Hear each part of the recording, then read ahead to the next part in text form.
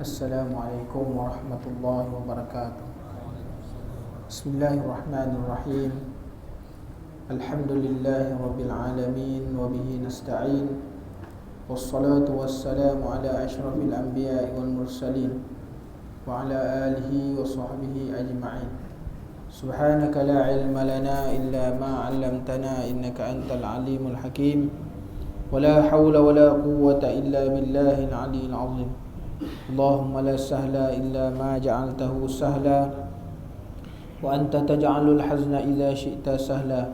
Allahumma faqihna fid din wa 'allimna ta'wil. Allahumma zidna ilma. Allahumma zidna ilma amma ba'd. Alhamdulillah. Syukur kepada Allah Subhanahu wa taala kerana masih lagi diberikan kesempatan oleh Allah Subhanahu wa taala kepada kita. Allah Ta'ala memberikan nikmat iman dan Islam sehingga pada hari ini kita boleh masih terus lagi berada di dalam rumah Allah Subhanahu wa taala untuk melakukan ibadat solat, melakukan ketaatan kepada Allah Subhanahu wa taala. Mudah-mudahan Allah Ta'ala mengekalkan nikmat iman dan Islam ini sehingga kita kembali kepada Allah Subhanahu wa taala insya-Allah. Tuan-tuan muslimin dan muslimat yang dirahmati Allah, kita masih lagi membicarakan tentang keutamaan sedikit angan-angan pada muka surat 41. Kita melihat hadis Rasulullah sallallahu alaihi wasallam. Hadis yang diriwayatkan oleh Bukhari. Qala musannifu rahimahullahu ta'ala wa nafa'ana Allah bi'ulumihi fi darain. Ni'matani maghbunun fihima kathirun minan nas as-sihhatu wal faraghu. Rawahu al-Bukhari. Ada dua nikmat. Nikmat ini bila kita sebut nikmat, segala kebaikan yang tuan-tuan, bila disebut nikmat ni, semua kebaikan yang kita dapat. Dapat melihat itu nikmat, dapat berjalan itu nikmat, sihat itu nikmat, kan? Jadi disebut pada kita ni nikmat yang banyak orang dapat tapi dia tertipu. Semua orang dapat. Dia sebab nikmat ni dia berpasang-pasang. Kalau tak diberi dia sihat, dia sakit. Kalau dia tak beri lapang, dia sibuk. Nikmat ni dia berpasang. Jadi kalau sekiranya diberi dia lapang, diberi dia waktu dia lapang, mana kesibukannya hilang. Kalau diberikan kepadanya nikmat sihat, maka kesakitannya hilang. Jadi inilah yang disebutkan oleh baginda Rasulullah sallallahu alaihi wasallam, dua nikmat yang diberikan oleh Allah Subhanahu wa taala, yang banyak orang tertipu dengan dia. Sebab apa dikata tertipu? Kerana mereka tidak dapat mengambil manfaat dan tidak dapat menggunakan manfaat dengan nikmat ini. Dia beri sihat, dia tak dapat menggunakan nikmat sihat. Nikmat sihat untuk apa? Untuk dia membuat ketaatan kepada Allah Subhanahu wa taala. Sebab matlamat hidup ni dah taat kepada Allah. Kalau kita bekerja pun untuk terhasil taat kepada Allah Subhanahu wa taala. Kita diberikan kelapangan pun kerana untuk taat kepada Allah Subhanahu wa taala. Diberi lapang oleh Allah Subhanahu wa taala, mesti diisi di dalam kelapangan itu untuk buat taat kepada Allah Subhanahu wa taala. Sebab hadis Rasulullah sallallahu alaihi wasallam menyebutkan, hadis diriwayatkan oleh Sa'labah, seorang sahabat namanya Sa'labah. Hari mengadu kepada bahawa dia telah bercakap dengan Abu Bakar As-Siddiq radhiyallahu anhu. Wahai Abu Bakar, sesungguhnya telah kufurlah Sa'labah. Jadi Abu Bakar ni dia terperanjat sebab Sa'labah ni merupakan seorang sahabat yang hidup pada zaman Rasulullah sallallahu alaihi wasallam, banyak jasa dia. Jadi Abu Bakar kata, wahai Sa'labah, kenapa engkau kata engkau kufur, sedangkan pada hari ini engkau beriman kepada Allah Subhanahu wa taala? Maka kata Sa'labah, wahai Abu Bakar, apa tidaknya ketika mana kita berada bersama dengan Rasulullah sallallahu alaihi wasallam, kita merasakan bahawa kita ni memang dekat benar dengan syurga. Kan? Kita rasa dekat benar dengan syurga. Tetapi apabila kita jauh daripada Rasulullah sallallahu alaihi wasallam, Rasulullah dah tak bersama dengan kita, kita jadi lalai. Maka perkara ini telah disampaikan kepada baginda Rasulullah sallallahu alaihi wasallam, kaza wa kaza. Lalu Rasulullah sallallahu alaihi wasallam menyebutkan ada beberapa perkara yang tidak dikira ia sebagai perkara yang lara, perkara yang lalai. Yang pertamanya iaitu orang yang duduk bersama ahli keluarga mereka bersukaria, berbincang-bincang, bersenda gurau dengan ahli keluarganya, kerana ini tidak termasuk perkara lara. Duduk kat rumah, kan, kita duduk kat kedai kopi lara. Tuan-tuan, duduk dengan ahli keluarga bersama anak isteri, bersukaria dengan anak isteri, maknanya menjalin kemesraan di antara keluarga, itu tidak lara. Kerana itu memang disuruh dalam Islam. Kan? Sebab apa? Sebab Sayyidina Umar ketika mana balik daripada pergi memerintah urusan pejabat, balik bergusti dengan anak dia. Kita ada bergusti dengan anak kita. Kan? Buka baju, tuan-tuan, bergusti dengan anak. Kan? Berguling-guling. Dia seorang pemerintah. Maknanya, tuan-tuan, ini dituntut dalam Islam. Disuruh kepada kita ni mesra dengan anak-anak. Hari ini kita lihat kehidupan kita lebih mesra dengan orang luar daripada mesra dengan anak-anak sendiri, dengan ahli keluarga sendiri. Ini memang hakikat yang kita kena akui. Kita ada masa dengan orang lain, tapi kita tak ada masa dengan keluarga. Keluarga kata, marilah kita pergi makan minggu-minggu ni. Tak ada masa. Oh, saya ni busy sungguh lah. Nah. Tapi kalau orang ajak makan, jom pergi makan, tengah buat kerja ni, okey, kita boleh berhenti sekejap. Jadi tuan-tuan, macam mana tuan-tuan muslimin dan muslimat yang dirahmati Allah, kan? Yang keduanya, yang disebut perkara yang tidak lara ni ialah orang yang menunggang kuda. Maknanya menunggang kuda. Dan satu maknanya riyadhah yang tidak termasuk dalam perkara lara, iaitu menunggang kuda. Kan? Dan mereka yang memanah. Rimaya makna membaling, panah, membaling lembing ataupun panah.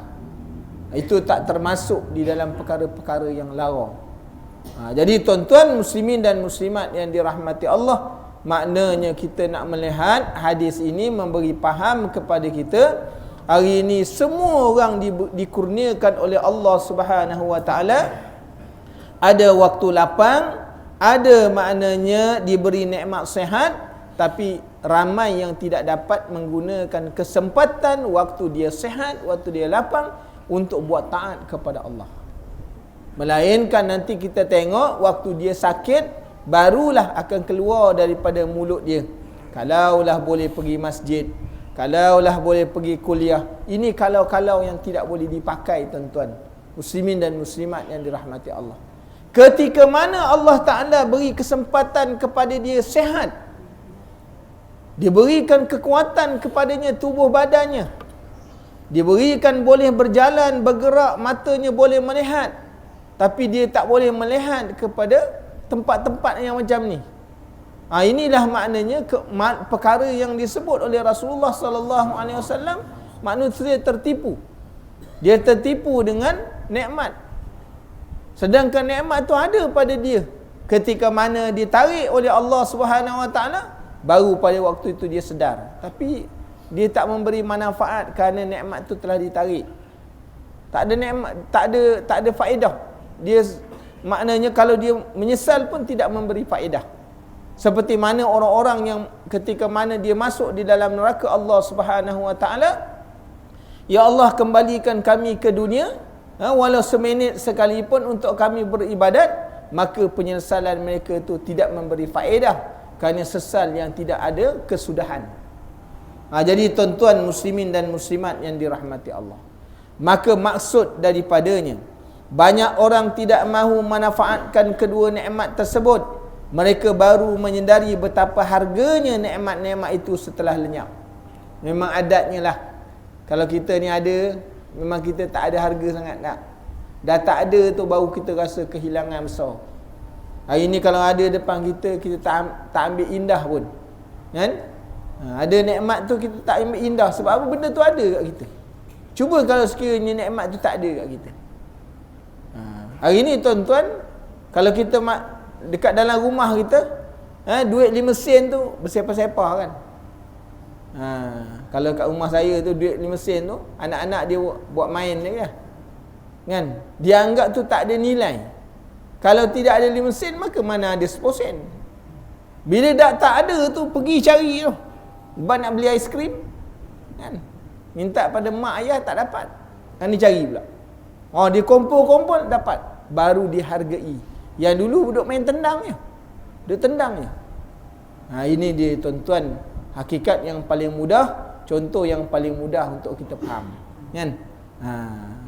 Maka Rasulullah sallallahu alaihi wasallam bersabda, hadis diriwayatkan oleh Tirmizi, barang siapa merasa takut, maka ia akan harus berangkat lebih awal meningkatkan ketaatannya. Orang yang rasa takut untuk kembali kepada Allah Subhanahu wa taala, takut akan siksaan Allah Subhanahu wa taala, takut akan segala-galanya, maka dia kena maknanya harus berangkat lebih awal.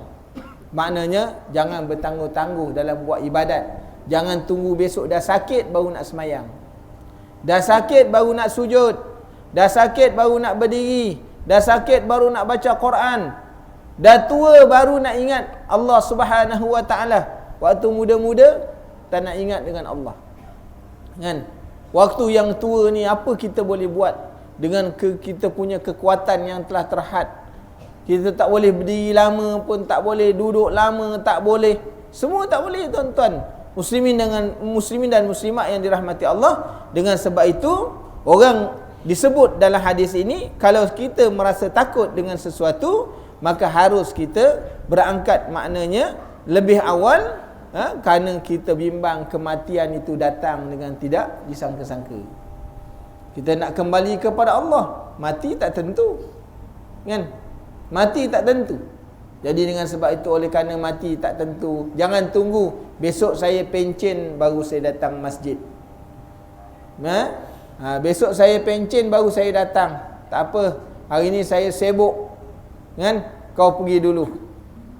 Dia suruh anak-anak dia pergi masjid, dia tak pergi masjid. Kan?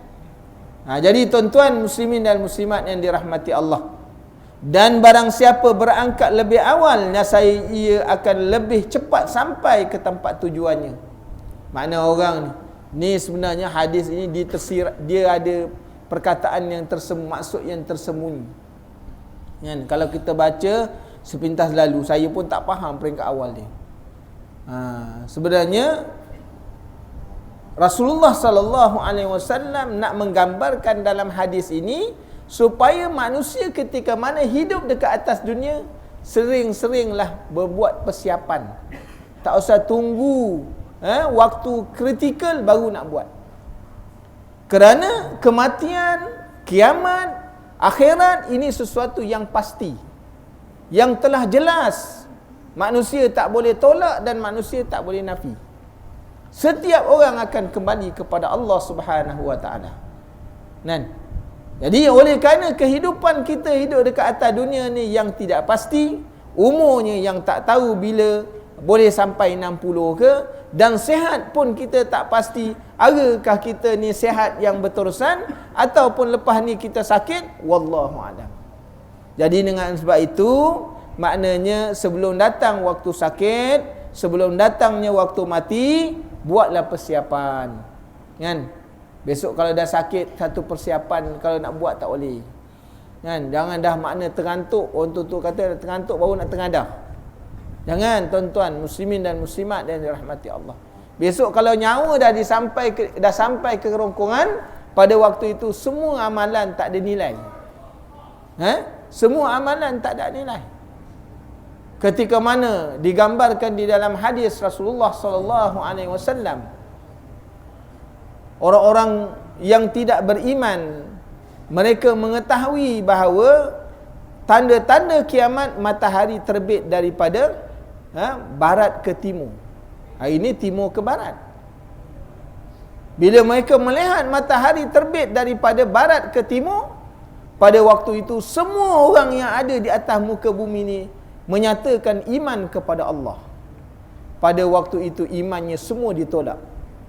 Kerana disebut di dalam hadis Rasulullah sallallahu alaihi wasallam, iman seseorang tidak akan diterima sehingga nyawanya telah sampai ke kerongkongan, dan apabila matahari terbit daripada barat ke timur, semua ditolak.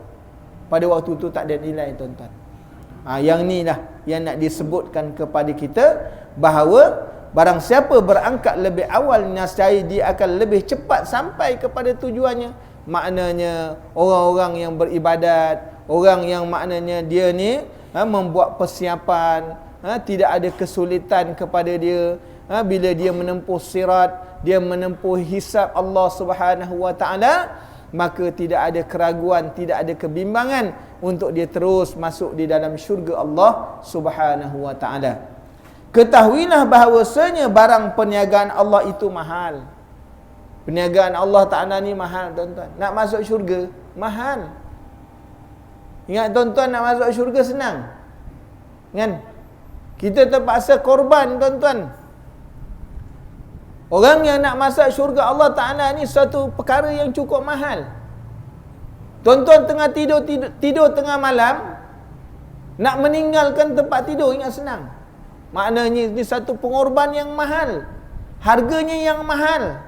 Tengok semua anak-anak tengah terbaring, orang rumah terbaring juga, kan?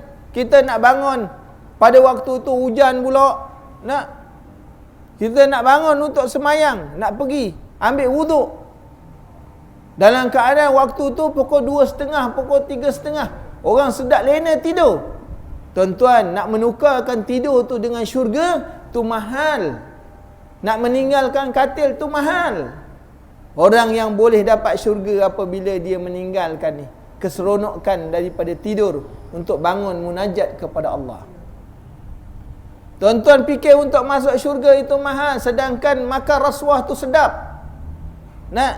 Rasuah tu sedap makan. Sedap. Kenapa? Tak perlu kerja kuat. Orang ulur je, kan? Kita tak perlu bersusah payah.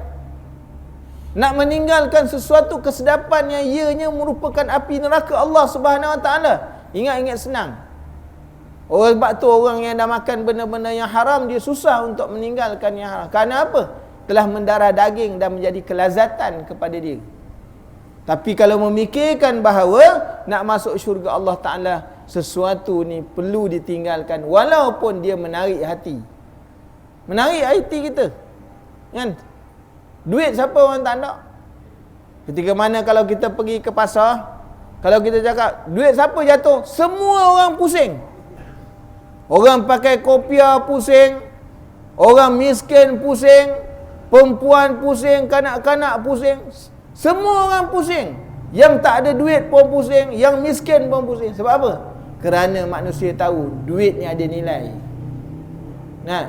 Walaupun duit dia bukan jatuh, dia pusing juga. Dia kata, mungkin duit aku juga. Ini dia, tuan-tuan, muslimin dan muslimat yang dirahmati Allah. Maknanya tuntutan dunia. Semua orang, kerana duit ni dia macam maknanya madu, kan? Semua nak hinggap kat dia. Jadi, tuan-tuan, nak masuk dalam syurga Allah, kena melakukan perniagaan.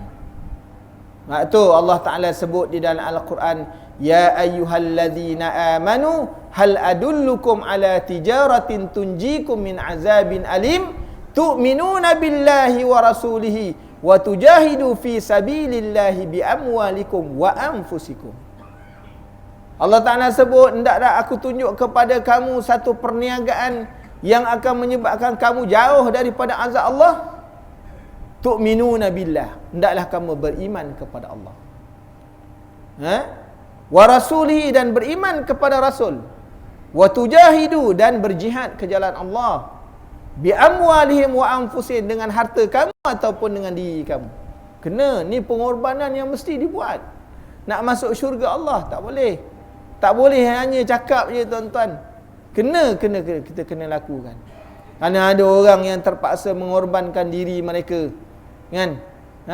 Dengan harta benda mereka korbankan untuk beli syurga Allah, kan? Itu sebabnya Sayyidatina Aisyah radhiyallahu anha ketika mana Abdul Rahman bin Auf menginfakkan harta dia, maka kata Aisyah, sesungguhnya Abdul Rahman telah memberi syurga dengan hartanya. Nah, makna tak sayang duit, sanggup keluar beribu-ribu duit dia.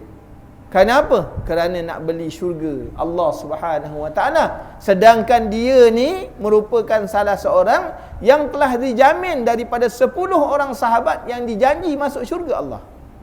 Tapi dia sanggup korban duit dia. Tuan-tuan muslimin dan muslimat yang dirahmati Allah, Sayyidina Osman bin Affan ketika mana dalam satu peperangan menginfakkan 1000 ekor kuda. Tuan-tuan, 1000 ekor kuda. Kalau kita macam kancil lah. Kalau satu ekor kuda tu katakanlah harga 5,000, 1000 ekor.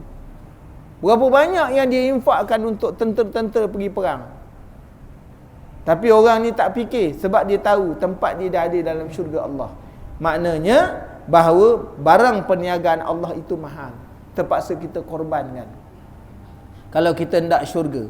Dan ketahuilah sesungguhnya barang perniagaan Allah itu ialah syurga. Syurga Allah Ta'ala. Kerana matlamat hidup manusia ni di antara dua. Sama ada masuk syurga, yadkhulul jannah atau yadkhulun nar. Dua je. Masuk syurga, masuk neraka. Dia itu matlamat hidupnya, tuan-tuan. Akhir ending kita, kehidupan kita ni, setelah hisabnya, setelah siratnya, ni tempat dua je. Kalau sekiranya dia ni orang beriman, tidak syirik kepada Allah Subhanahu wa taala, dengan sebab kekufurannya, dengan sebab maksiatnya masuk neraka, akhirnya masuk syurga juga. Mana matlamatnya dua juga. Akhirnya masuk dalam syurga. Dan Rasulullah sallallahu alaihi wasallam bersabda, hai manusia, ingatlah Allah, ingatlah Allah. Ni Rasulullah sallallahu alaihi wasallam ni. Uzkurullah. Ingatlah Allah Ta'ala. Dalam keadaan tu Allah Ta'ala suruh ingat dia bila? Allazina yadhkuruna Allah qiyaman wa qu'udan wa ala junubihim. Ingatlah Allah Ta'ala itu ketika mana kamu berdiri, kamu duduk, kamu baring. Kerana manusia dia tidak boleh lari daripada tiga keadaan. Kalau dia tidak duduk, dia berdiri. Kalau dia tidak baring, dia akan duduk. Itu je keadaan manusia. Sebab tu Allah Ta'ala menyuruh kepada kita ni, ingat Allah. Ustaz, saya ni buat apa nak ingat Allah? Waktu saya ingat Allah pun lalai. Lebih baik ingat Allah dalam keadaan lalai daripada tak ingat langsung. Lebih baik ingat Allah Ta'ala walaupun lalai daripada tak ingat langsung. Mudah-mudahan Allah Ta'ala beri dia maknanya menghapuskan kelalaiannya. Ustaz, saya datang masjid ni saya tak ikhlas. Lebih baik maknanya datang ke masjid tidak ikhlas daripada tak datang langsung. Lama-lama Allah Ta'ala akan bagi dia ikhlas. Kita mana tahu, kan? Daripada tak datang langsung, kan, duduk rumah ya. Baik kita duduk di dalam masjid. Mudah-mudahan Allah Ta'ala, kalau sekiranya Allah Ta'ala menurunkan rahmat dia dalam majlis ni, orang yang tak ikhlas pun dapat juga. Sebab tu tuan-tuan muslimin dan muslimat yang dirahmati Allah, kan? Sebab tu disebutkan bahawa ingatlah Allah Subhanahu wa Ta'ala. Nanti di akhir nanti kita akan ijazahkan satu amalan zikir untuk kita menambah kita punya dana di sisi Allah Subhanahu wa Ta'ala. Kan? Zikirnya mudah je, semua orang baca. Cuma nak dicukupkan dia. Ini kerana berpandukan kepada hadis yang datang daripada Ummu Hani, kan? Nanti di akhir nanti kita akan bagi insya-Allah. Kerana kita tuan-tuan di akhir-akhir ni dengan masalah hidup, kita kena mempertingkatkan amalan kita di sisi Allah, kan? Hari ni orang berusaha tambah nilai, simpan duit dalam bank, kemudian menabung. Kita lupa untuk menabung di sisi Allah Subhanahu wa Ta'ala. Jadi kita cari amal-amalan yang boleh meningkatkan kita punya tabungan, kan? Yang boleh membantu besok dengan semayang kita tak boleh masuk syurga Allah. Kerana hadis Rasulullah sallallahu alaihi wasallam menyebutkan ada orang semayang tidak dapat 1/6 atau 1/10 daripada solatnya. Kita mengharapkan ni amalan-amalan serpihan ni yang akan boleh menolong kita tuan-tuan, membantu kita. Kan? Yang dapat menolong kita, bantu kita. Mudah-mudahan insya-Allah, kan? Dengan kita datang masjid, mudah-mudahan inilah amalan yang boleh tolong. Dengan kita duduk dalam majlis ilmu, mudah-mudahan inilah yang kita dapat tolong. Dengan kita datang tengok kitab ni tuan-tuan, kita tengok, mudah-mudahan dia boleh menolong. Sebab kita 45 minit kita tengok benda yang baik, 24 jam kita tengok WhatsApp, dalam tu macam-macam binatang ada, kan? Dalam tu macam-macam ada. Hari ni 45 minit kita tengok kata-kata daripada tulisan-tulisan orang alim. Maknanya sekurang-kurangnya dalam tempoh 45 minit mata kita telah selamat daripada neraka Allah Subhanahu Wa Taala. Sebab kita tengok benda baik, kan? Kalau sekarang lepas ni kuliah tengok macam-macam, dia select satu sampai je dekat gambar yang ni dekat, oh lama sikit, ya. Jadi gitu tuan-tuan, muslimin dan muslimat yang dirahmati Allah. Maka dia kata apa? Telah datang tiupan yang pertama menggoncangkan alam yang diiringi oleh tiupan yang kedua. Ni tuan-tuan nanti balik di rumah baca suratul Qiyamah, nak baca surah Al-Mudassir, baca surah Al-Mursalat, kan? Baca nanti surah Al-Infitar, baca suratul Nazi'at, kan? Ni baca surah-surah ni. Di sana dia nak terangkan bagaimana dahsyatnya ketika mana berlaku hari kiamat.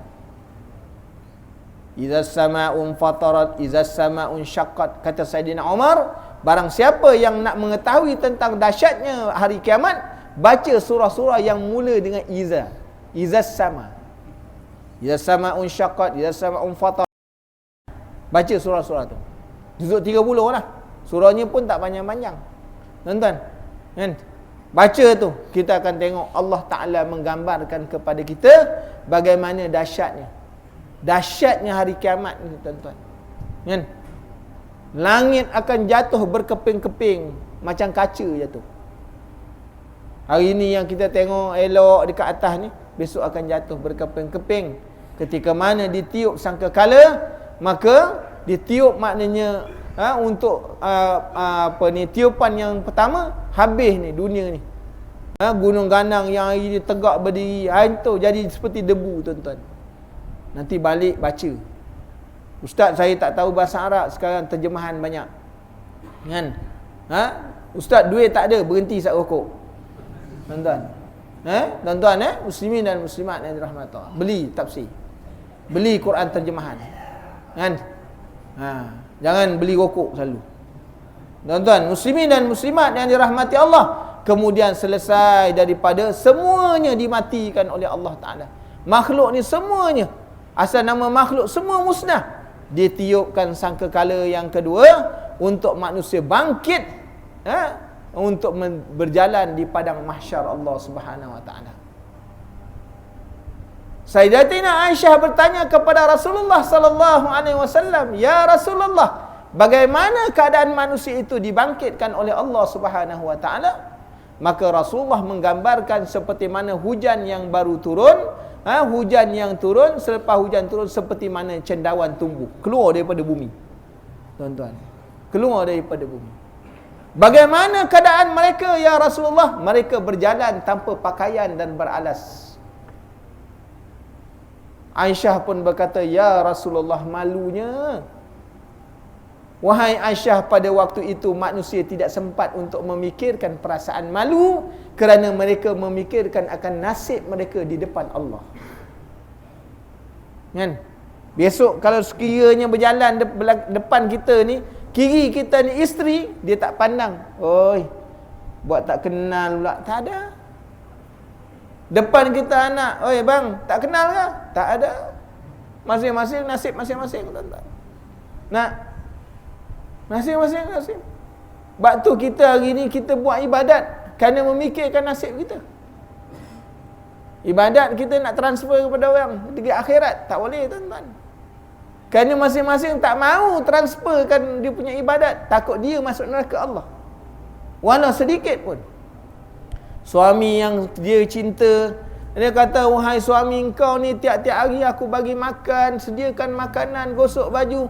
Ni aku ni, Allah Ta'ala mentakdir masuk neraka ni, berilah sikit. Oh, tak boleh. Wahai isteriku, tak boleh waktu ini nafsi-nafsi. Engkau, aku. Allahu Akbar tuan-tuan. Muslimin dan muslimat yang dirahmati Allah. Kan? Ini keadaan. Itu belum lagi. Waktu berjalan di padang mahsyar ni pun dah macam ni sesak. Belum lagi ketika mana di padang mahsyar Allah Subhanahu Wa Ta'ala. Di dalamnya datang kematian dan di dalamnya datang kematian. Allahu Akbar. Lepas mati balik. Nah, besok mati, hidup, kemudian masuk dalam neraka Allah Subhanahu Wa Ta'ala, khalidina fiha. Masuk syurga Allah Ta'ala, khalidina fiha. Hidup ke atas dunia, mati dah. Bila malam tidur, mati. Kan? Kita memang mati sungguh. Kalau macam kita ni tidur, tak ada ibadat langsung. Rasulullah sallallahu alaihi wasallam ditanya oleh Aisyah, "Ya Rasulullah, adakah engkau tidur?" "Ya, aku tidur, mataku pejam tapi hatiku jaga." Kita pejam dua-dua. Kan? Kita pejam dua-dua. Tak jaga pun. Waktu jaga ni pun tidur. Kan? Waktu jaga ni pun sempat tidur. Ingat tengok buku pun lelap. Tapi bukan orang sini, orang tempat lain. Tuan-tuan, muslimin dan muslimat yang dirahmati Allah. Ya. Jadi waktu semayang pun sempat tidur, waktu zikir pun sempat tidur, waktu orang baca Quran pun dia sempat tadarus tu, dah pusing, sempat tidur tu, lena. Nah, tuan-tuan, muslimin dan muslimat yang dirahmati Allah, waktu dengar khutbah lagi banyak tidur. Kan? Nak cari orang tidur, datang masjid. Nak cari orang jaga, masuk panggung wayang. Tak ada yang tidur. Kalau ada yang tidur tu gila tu. Tuan-tuan, muslimin dan muslimat yang dirahmati Allah. Jika melihat para sahabat sedang lalai atau mensia-siakan waktu.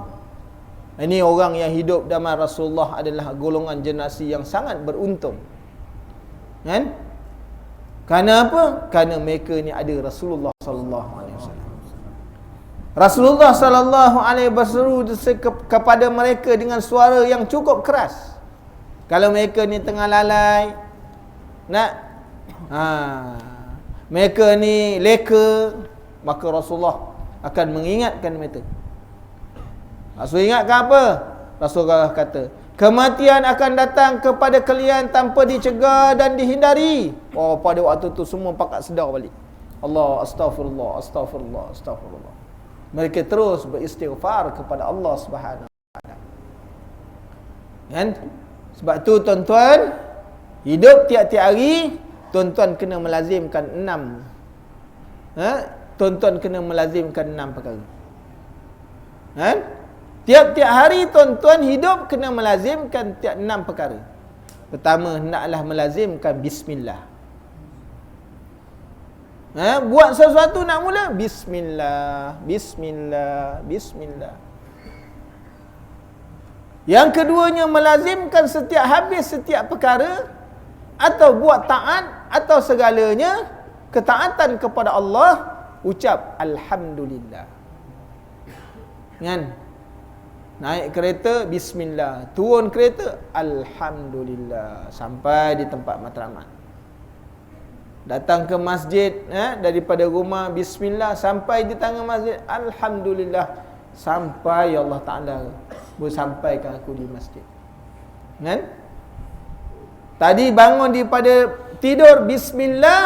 Ni waktu kita nak tidur, alhamdulillah, selamat satu hari hidup.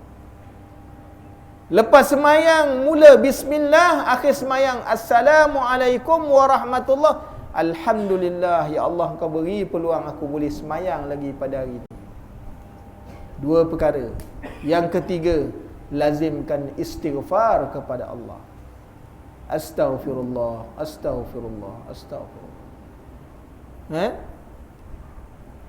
Salah sikit, astaghfirullah. Tengok orang buat maksiat, kita tengok orang maksiat, kita buat maksiat, sedar daripada lalai, astaghfirullah, astaghfirullah. Kan? Perkataan keluar nampak ada silap, menyinggung orang atau ia salah di sisi Allah Ta'ala dengan perkataan yang kita keluar, astaghfirullah, astaghfirullah, astaghfirullah. Yang keempatnya, lazimkan akan menyebut insya-Allah. Lazim sebut insya-Allah. Hari kita pergi kuliah malam ni, insya-Allah. Kan? Bagaimana besok? Insya-Allah. Lazim insya-Allah.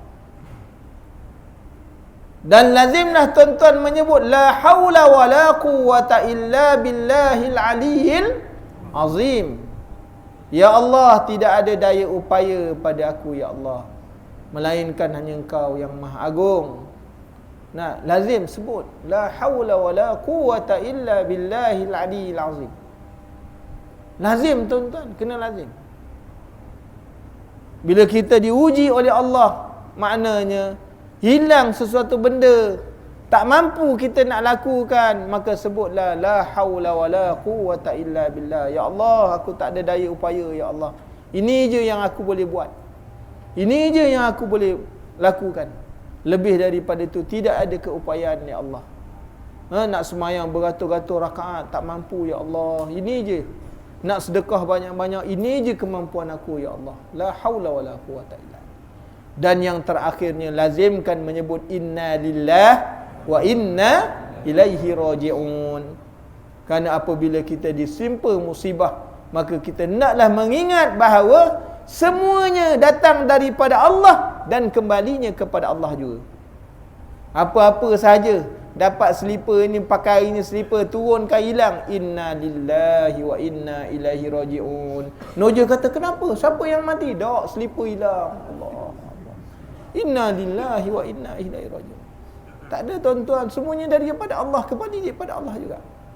Jadi lazimkan 6 perkataan ini tuan-tuan, tiap-tiap hari kena sebut. Lazimkan 6 perkataan ini tiap-tiap hari kena sebut. Jangan sampai lupa sebut.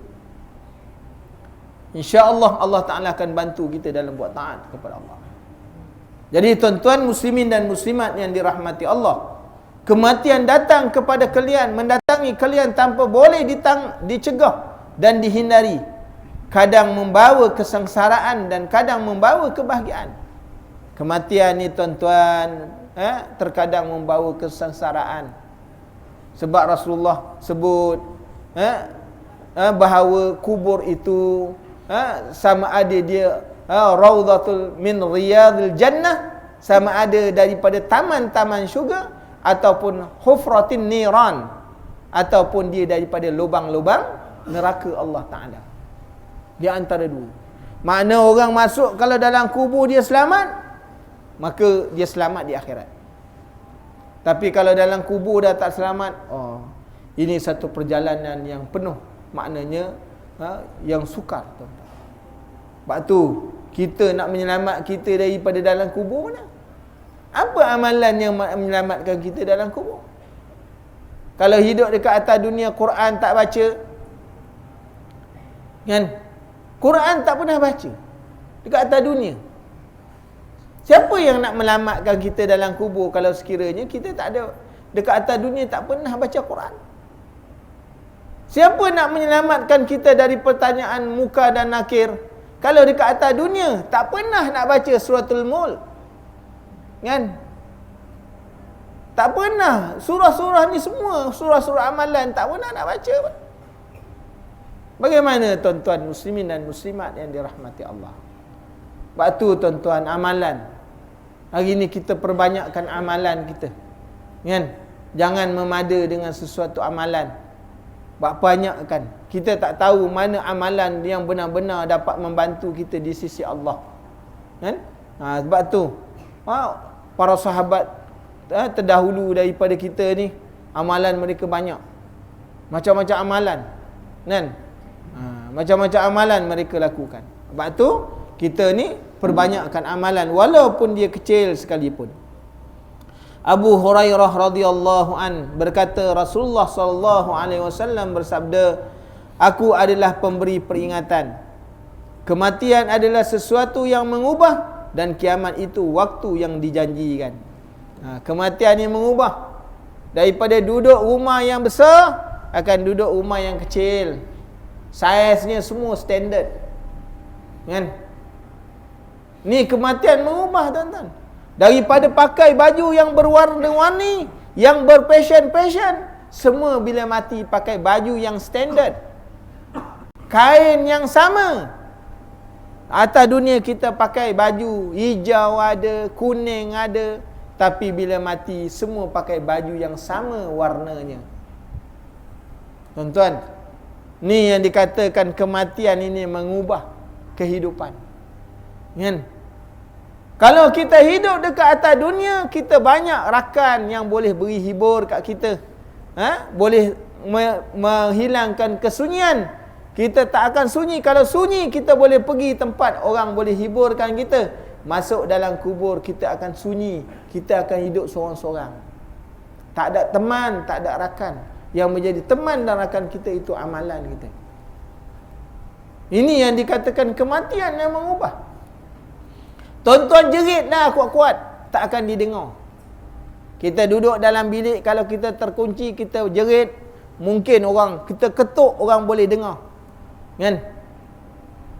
Mungkin orang boleh dengar. Tuan-tuan muslimin dan muslimat yang dirahmati Allah. Tapi kalau kita duduk dalam kubur, kita ketuk, sampai bila-bila pun orang tak datang. Kalau orang datang tu, dia cabut balik tu. Dia kata ni hidup, ni mayat ni apa? Tuan-tuan muslimin dan muslimat yang dirahmati Allah, maknanya kematian adalah sesuatu yang mengubah kehidupan kita. Hari ke atas dunia kita boleh makan yang sedap-sedap, besok di dalam kubur kita akan dimakan pula. Tuan-tuan, siapa yang makan kita? Cacing-cacing dan ulat-ulat yang akan makan. Duduk dekat atas dunia waktu hidup dalam keadaan terang benderang, dalam kubur akan jadi gelap. Kehidupan yang begitu gelap kalau tak ada amalan, tuan-tuan, gelap. Duduk dekat atas dunia dalam keadaan rumah yang begitu luas, besok akan jadi rumah yang paling sempit. Dan boleh menjadi rumah yang boleh jadi seluas-luas mata memandang. Sebab tu bergantung kepada bagaimana amalan kita balik dekat Allah. Tuan-tuan muslimin dan muslimat yang dirahmati Allah. Jadi itu dia sebut kepada kita, dan kiamat. Dan kiamat itu waktu yang dijanjikan. Memang akan tepat sampai masa kiamat ni akan datang. Tak ada orang lari daripada kiamat Allah. Matinya seseorang, bermulalah kiamat pada dirinya. Sebelum kepada kiamat akbar, iaitu kiamat yang besar. Jadi tuan-tuan mengingatkan kepada kita, mudah-mudahan Allah Ta'ala memberi taufik dan hidayah kepada kita, supaya kita ambil ingat banyak-banyak. Kehidupan ni jangan sampai melalaikan kita daripada Allah Subhanahu Wa Ta'ala. Jadi tuan-tuan muslimin dan muslimat yang dirahmati Allah, disebutkan daripada Ummu Hani, Nabi SAW bersabda. Ini bagaimana kita nak memperbanyakkan amalan kita, nak bertemu dengan Allah. Hari ni kita mungkin baca 33. Rasulullah SAW menyebutkan, ketika mana datang menziarahi Ummu Hani, sedangkan Ummu Hani ini merupakan salah seorang daripada sahabiah yang ada mengena dengan Rasulullah SAW, orang yang berqiyamul lail, tuan-tuan. Qiyamul lail tak pernah tinggal. Puasa siang hari tak pernah tinggal. Tapi mengadu kepada Rasulullah SAW, ya Rasulullah, aku ni tak mampulah nak berjaga malam. Dalam keadaan dia betul bangun tahajud, dia kata tak mampu lagi. Dalam keadaan dia boleh berpuasa, dia kata dia tak mampu lagi. Maka kau ajarlah satu amalan. Maka Rasulullah kata, wahai Ummu Hani, barang siapa yang membaca tasbih 100 kali, Subhanallah, Subhanallah, Subhanallah 100 kali setiap hari, maka menyamai seperti membebaskan 100 orang hamba. Besar tu tuan-tuan. Hamba ni bukan mudah nak beli. Jadi orang menyebut 100 kali subhanallah, umpama dia telah membebaskan 100 hamba. Bayangkan kalau tuan-tuan mula daripada hari ini sampai tuan-tuan kembali kepada Allah. Yang dah lepas manfata fata, dah lepas, jangan fikirkan. Yang keduanya, Rasulullah sallallahu alaihi wasallam menyebutkan, barang siapa yang bertahmid alhamdulillah, alhamdulillah 100 kali, maka menyamai seperti dia telah memberi hadiah 100 ekor unta. Banyak tuan-tuan. Ni semua untung besar. Untung ke? Kita nak cerita untung ni. Kan? Mengaji biar dapat untung. Dan yang terakhir, Rasulullah sallallahu alaihi wasallam menyebutkan, barang siapa yang membaca 100 kali takbir, maka diampunkan dosanya yang dahulu dan yang akan datang. Ini lebih besar daripada itu. Jadi tuan-tuan lazimkan setiap hari, subhanallah 100 kali, selain daripada yang kita dah baca setiap kali lepas sembahyang. Ziyadah, tambah. Tak sampai 10 minit tuan-tuan, tak sampai 1 jam. 100 kali subhanallah, 100 kali alhamdulillah, 100 kali Allahu Akbar. Allah Ta'ala beri keuntungan yang cukup besar. Mudah-mudahan Allah Ta'ala beri taufik, beri kekuatan untuk kita beribadat kepada Allah Subhanahu Wa Ta'ala. Nak dapat ibadat ni pun kena ada taufik daripada Allah. Kalau Allah Ta'ala tak beri, tak izin, maka kita tak akan dapat tuan-tuan. Jadi minta kepada Allah selalu doa seperti mana yang diajarkan kepada Muaz bin Jabal, Allahumma a'inni ala zikrika wa syukrika wa husni ibadatik. Bismillahirrahmanirrahim. Alhamdulillahi Rabbil Alamin. Wassalatu wassalamu ala ashrafil anbiya'i wal mursalin wa ala alihi wa sahbihi ajma'in. Allahumma inna nas'aluka ilman nafi'a wa rizqan tayyiba wa amalan mutaqabbala. Allahumma faqihna fid din wa 'allimna ta'wil. Allahumma rahmataka narju fala takilna ila nafsina tarfata 'ain wa aslih lana sya'nana kullahu la ilaha illa ant. Ikutkan saya baca. Jazallah anna sayyidana Muhammadan sallallahu alaihi wasallam ma huwa ahlu. Jazallah anna sayyidana Muhammadan sallallahu alaihi wasallam ma huwa ahlu. Jazallah anna sayyidana Muhammadan sallallahu alaihi wasallam ma huwa ahlu. Rabbana atina fid dunya hasanah wa fil akhirati hasanah wa qina azaban nar. Sallallahu ala sayyidina Muhammadin wa ala alihi wa sahbihi wasallam. Walhamdulillahi rabbil alamin.